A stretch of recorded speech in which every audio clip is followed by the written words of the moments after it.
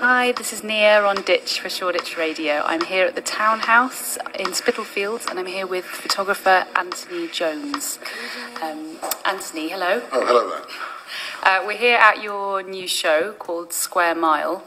Can you tell us a little bit about the show? Okay, well, the photographs in this exhibition have been taken sort of over the last 10 years. They're of the City of London and kind of focusing on architecture and kind of figures moving around. These are also the Jonathan prints, which means real photographs, produced in the darkroom. I obviously have a very keen eye, and when I'm walking around or going about my business, I just looking around, so you're always seeing things that are kind of interesting. And I have a picture of a puddle here, and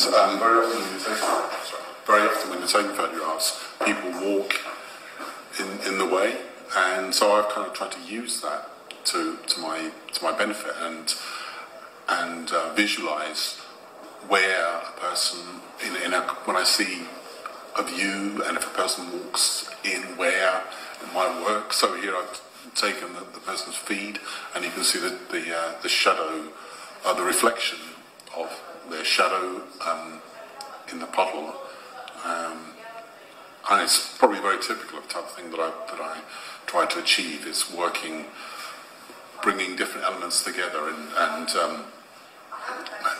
creating something kind of mysterious.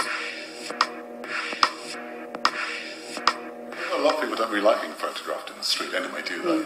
I think also if you include faces, it makes it very personal, and I'm interested in sort of talking about more general ideas that probably we can all relate to. If you saw a person's face in there, you would say that that's only specific to that person, whereas we've all walked along a street and we've all had to step over a puddle, we've all been in a tube station and overwhelmed by it. So these are things that I hope that we can all relate to. Certainly if you come out of a tube station, you're in a stream of people, and you probably don't really reflect on what's going on around you. You're lost.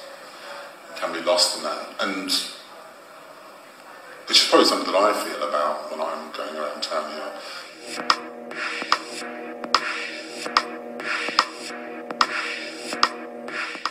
It's a kind of a selfish preoccupation, really, because I photograph things that I like, and I hope other people like them too. I suppose in my practice, if you want to call it that, I have exhibitions like this one, and I sell to individuals, to companies, and people who appreciate the modernist area that I do. Film in the darkroom, you've got to edit it down. Now you can just upload a picture off your phone to the internet in no time. It can be done, boom, boom, boom. But because the process has slowed down, you've got to develop the film, you've got to print the photograph, you've got to find somewhere to show the world, and so there's a lot of editing that's done. It's like, because with my camera, it's a larger camera, so it's very slow, it's manual. So really, so when you're, like if I'm doing, say, the taxi, I've had to stand there and I've got to choose that moment. With my camera, I can't go. You have got to, the process is just different. It's more drawn out. And there's also that element of surprise. Sometimes you take a picture. I mean, like this one here.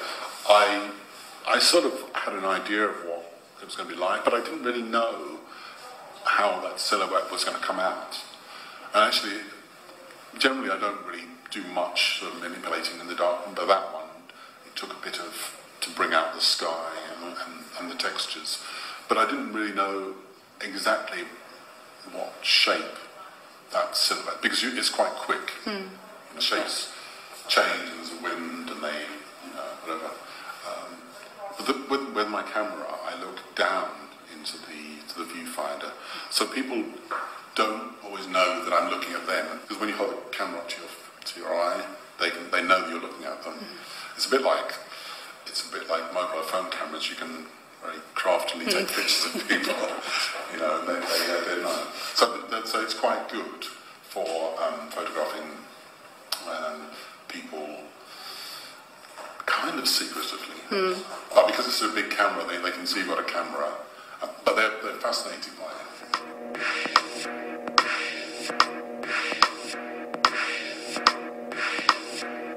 Show is here at the Townhouse near Spitalfields until the 21st of October. What else have you been doing recently? You mentioned an exhibition in the States. Yeah, that's right. I mean, last year the George Eastman House contacted me. George Eastman was the founder of Kodak and a real driving force in photography.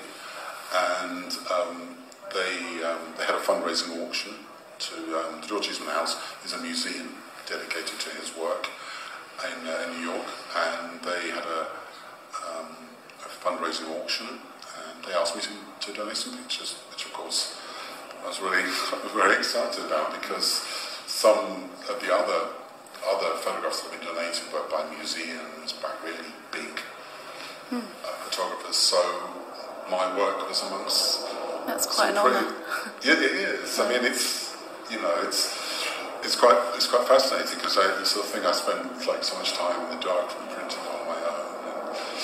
And occasionally I get an opportunity like this to show my work, but somebody at that level had sort of discovered me, and I was very honoured for them to ask me. It's fabulous.